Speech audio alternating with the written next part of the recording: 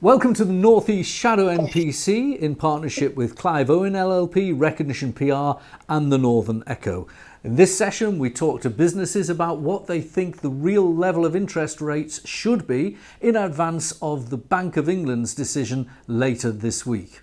Of course, this week the Bank of England will make their decision in August 2023, and it comes against a backdrop of a sharper than forecast reduction in the headline and core rates of inflation, CPI falling to 7.9%, which was a little bit better than the bank's forecast and down from 8.7% the previous month. But the UK's debts are quite astounding, now more than the equivalent of the GDP of the entire country. And the public's own debts are rising too, with net borrowing, the use of consumer credit by members of the public, rising to £1.7 billion in June, the highest since April 2018. So what will our members of the Shadow MPC, myself included, vote for when it comes to interest rates? Let's find out and discuss the business environment before we do and the various issues that might affect their decisions. We haven't got a full host today because of summer holidays, but we've got 5 of our members joining me, and of course there's my vote as well, so 6 of our 9 Shadow MPC members. We're going to start with Carl Nendrick. Carl is from Chartered Financial Planners. Carl, what's your headlines on the economy before we go into what you might think about the inflation and interest rate reaction? Thank you, Graham. Nice to be here as always.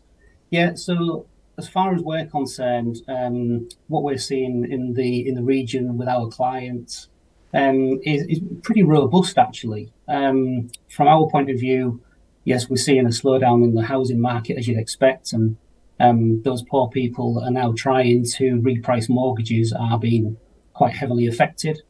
The issue that we have when we're looking at mortgage rates, interest rates as a whole, is the fact that the interest rates that the Bank of England are looking at putting up, which I'm pretty sure they will again, it isn't really having an effect as such on dampening consumption demand as far as we see it. The reason for that is because a lot of clients are within the 2 to 5 year fixed interest rate mortgage deals. And of course, it's going to take quite some time for that to have an impact on them. So we're a little bit nonplussed really as to whether interest rates are actually going to have the desired effect. And indeed, the time it's going to take for those interest rates to have that effect, we're firmly of the opinion that consumption, demand, and indeed inflation will have fallen by the time they really have an impact. So, from our point of view, when we look at the bigger field, the economic vision, if you like, clearly the UK is a bit of an outlier when you look at the US and you look at Europe. Let's just drill down into these points a little bit more, Carl, before we talk to our other contributors. The basket of forecasts now published in the Daily Telegraph today from the major economic forecasters is that the Bank of England will peak interest rates at 5.75%, not 6% plus. And mortgage rates have reacted to that because now fixed term mortgages, 2-year fixes, can be got for as little as 5.6% when previously they were 6.2%. So actually, although interest rates, we may be talking about an increase today, because the increase isn't as bad as feared, or potentially, the price of the product that is designed to get rid of inflation has come down. Indeed. So when you look at something called the yield curve shows what is going to happen to interest rates in the longer term. You can see that that's already factored in. The interest rates we are looking at are coming down for the next 2, 3, 5, 10 years. So this is the question, this is the conundrum. Are any interest rate increases today going to really have that much of an impact when we can see the resulting reductions in the next year or two and beyond? So, but put in the other side of it, Carlo, just debate this with me a little. There are 2 other very popular forms of consumer debt. I read out that the consumer debt on credit cards and so on was £1.2 billion in June. Car loans have gone up as well. I personally was looking at replacing my car next year and realised actually the loan bit of it is knocking on 10% now. So interest rates do filter through into other areas of consumer spending. Definitely, yes. And so again, this is the conundrum, isn't it? The Bank of England's trying to reduce demand, reduce consumption. That way, naturally demand falls, prices then fall, or certainly go up at a lower rate of increase, shall we say? And that's ultimately what the Bank of England's looking for. So yes, you can measure it, Graham, much more short term with those sort of vehicles, but certainly for mortgages and more longer term debt, which the Bank of England tend to use, it's not as fast. And then one other point before we go into the panel as well, maybe Martin will have a view on this as well, but clearly inflation is the target for this interest rate policy that we're talking about today. It has come down a little bit, but not by enough. But equally in the US, inflation peaked at 9% in June last year. It's fallen way down to 3% in the figures that were announced last month. But US interest rates have continued to climb. Even last week, they went up to 5.25%, and ours are 5%.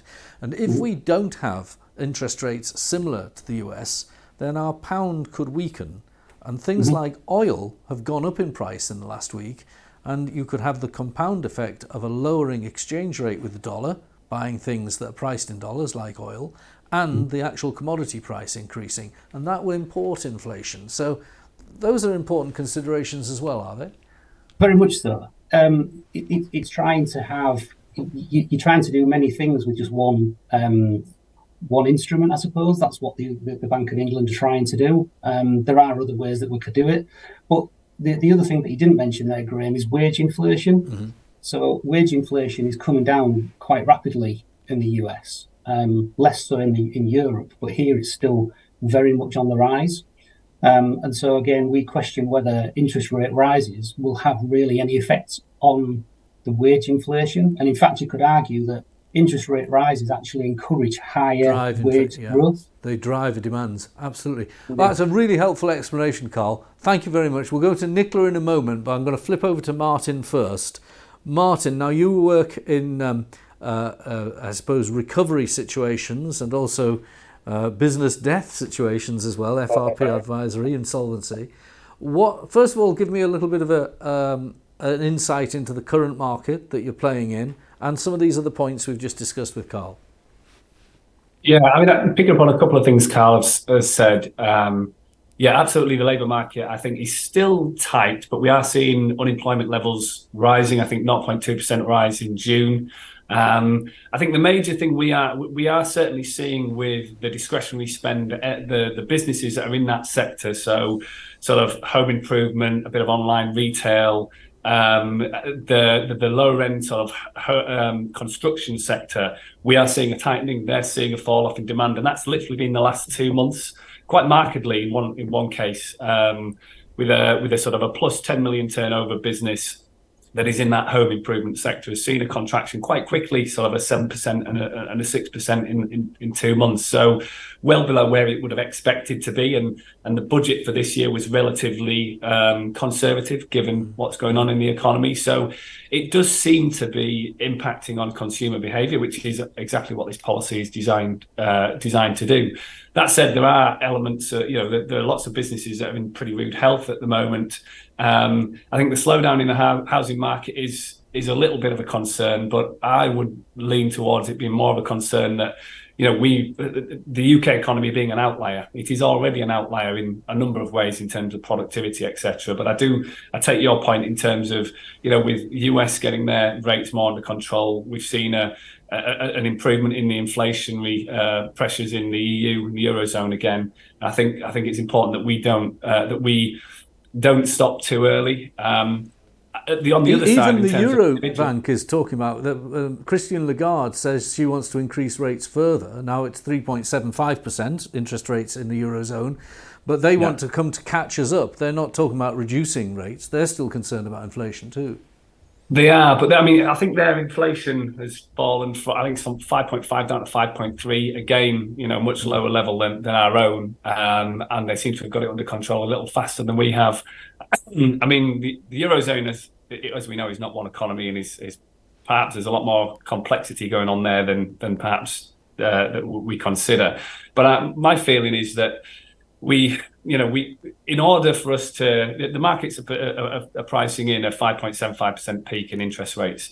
If we are going to hit that, we just need to make sure that we don't take the foot off the gas too soon. I do take into account that it is a very blunt instrument. We've got inflation in terms of interest rates, and there is a huge burden on the consumer. In terms of people are borrowing to live at the moment, which is a really tough situation.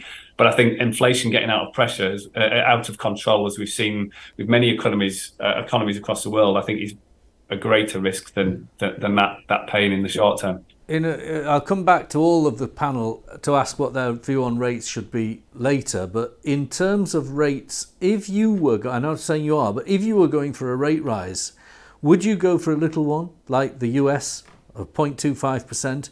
Or if the market is pricing in at 5.75%, would there be an argument for just going there and getting it over with? I think, yes, there would be.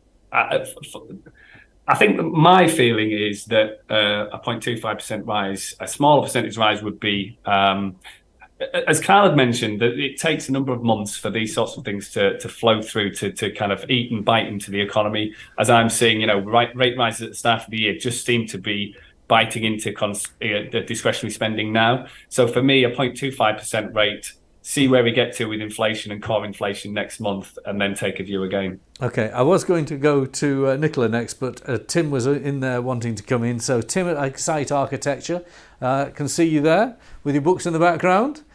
What point did you want to make? I'm very sorry, Graham, but actually that hand's gone up by accident. There we are. But I'm very happy to continue. Come on then, we'll let you in early. I'm sorry.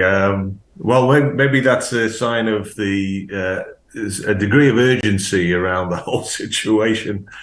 In construction, I think there's a degree of, I think what Carl called or referred to as wobbliness or uncertainty around which way to turn on these subjects. It's very clear that the message around increasing interest rates is having an effect on investment decisions. But it's also very important to a large swathe of the construction sector in terms of labour force that interest rates are not dominating their own spending. And in the middle, you've got signs from builders merchants indexes which indicate that sales growth is still positive. Volumes of materials are still positive. That the relationship between those two now is much more normal than it had been 12 and 6 months ago when volumes were down and sales were up. Indicating price rises were running way ahead of demand. But where this all plays out in the marketplace is very interesting because we're seeing lots of pre-planning and planning activity around what possibilities are around land and buildings. A lot more concentration on reuse of buildings, which is good for the decarbonisation agenda. But far less making it to site, or at least it's taking a lot longer to get to site than in previous quarters, which indicates that construction is likely to continue to slow either by decreased rates of growth or in actual fact by slight drops in activity overall. Which is quite concerning. Where this plays into the actual question you're going to ask at the end of this about interest rates is very difficult to put a mark on. because my suspicion is that while it's of note, it isn't a driving factor in construction and development activity itself. Okay. There are huge pots inside investment funds, whether they be private equity or institutional funding, that are absolutely gagging, as it were, to get out into development field and support activity. The squeeze is on the developer themselves or the operator of whatever the building or development is at the end that's making things nervous. Okay, Tim, thank you very much. We will come back to you. Nicola, joining us, our co-sponsors, Clive Owen LLP, lots of SME businesses that you do the accounts for, you work and give advice to. What's your view on what they're saying about the economy today, summer 23? Fortunately, they seem to be saying the same sort of things that Martin and Tim and Carl have been saying. Constructions, they're certainly saying that things are a bit quieter at the minute, but then wondering if it's simply because of the time of year. It always quietens off around now, so that can have an impact, I think. They're also saying there's the pressure to increase wages has gone down a bit, so that again sort of maybe suggests that things are easing a little bit, and maybe these interest rate rises have been the right thing to do, and that is going to allow us to turn a corner. I think there's further squeezes to come, though. I used Tim's word there, squeezes.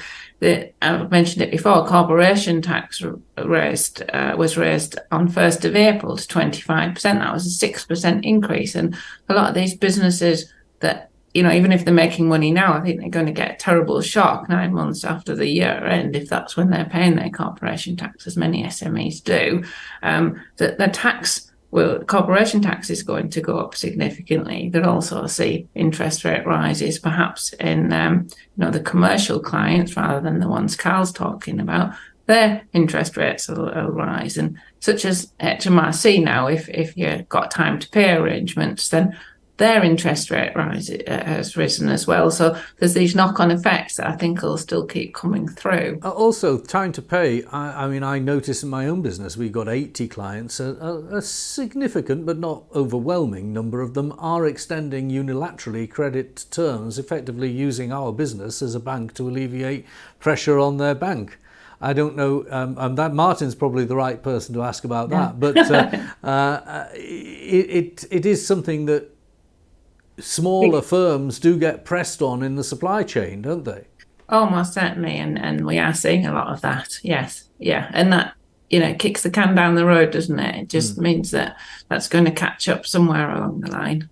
Okay, let's go back. I will ask Martin quickly about that before we go on to our final contributor, Nick. Martin, do you see that? Are you seeing that the time to pay indice is increasing with the supply chains at the moment, particularly with smaller firms at the other end of it?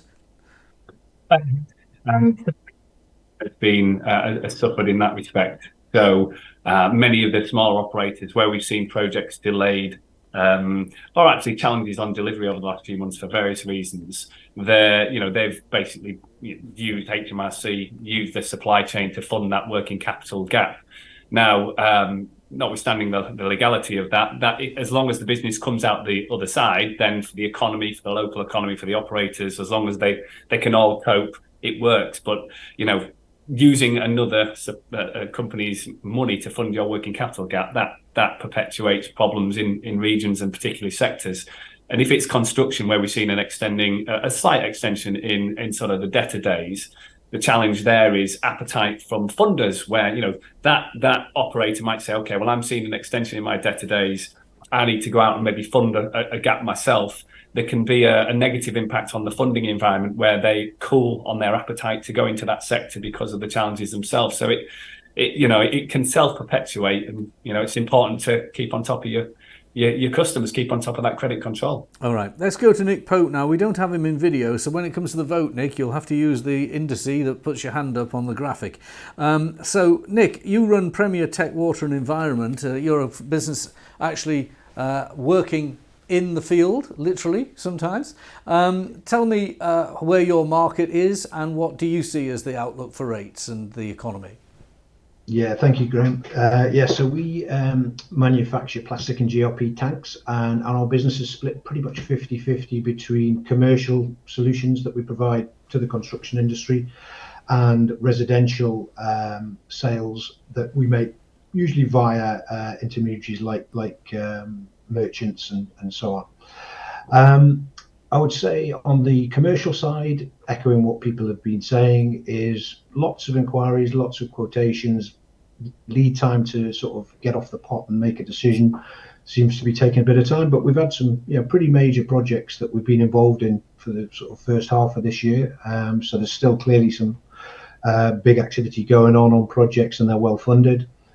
Residential side slowed a little bit, and typically we do well when there's a lot of house transactions, a lot of sales, because it's septic tanks and the like that are going in. So if there's a problem that comes up during the sale process, that's drives sales. So we're seeing that slow down a little bit, which again possibly linked to the mortgage situation and the mortgage rates of transactions. So it's a bit of a mixed bag, really. One thing that we're noticing for the first 6 months of this year is much more stability in our input costs. We've had 18 months of them constantly rising months on month. That has now slowed, and in fact we're seeing some materials might even come down a little bit when we reorder, which is great news. So it's overall it's competitive out there, but we're doing okay. All right. So Nick, that's good. I'm going to ask you to be the first person. Would you go for a raise, or would you go for a stable, or would you go for a cut in rates? Probably right now, given what's being priced in, I'd go for a small raise, 0.25%. Okay. Right. Well, we'll go for the show of hands for everyone now, yourself included. I'm going to ask the question. Would anyone think that we should be an outlier and reduce rates? None. Would anyone think that we should keep it as it is and not put rates up? Show of hands, please. 2, myself included. I didn't get my view on there, but I actually think that we've got the ability now to pause to see if this policy is working, albeit I am concerned about the level of the pound. Does anyone think we should go for a big raise of more than 0.25%? None. And does anyone think we should go for a rise of 0.25% or a more modest rise? 3, and with Nick, 4. So the modest rise of 0.25% is where the shadow MPC in the northeast says the Bank of England should go on Thursday. Let's see when they announce, 12 noon on Thursday, the 3rd of August. Thank you very much for joining us for this Shadow MPC.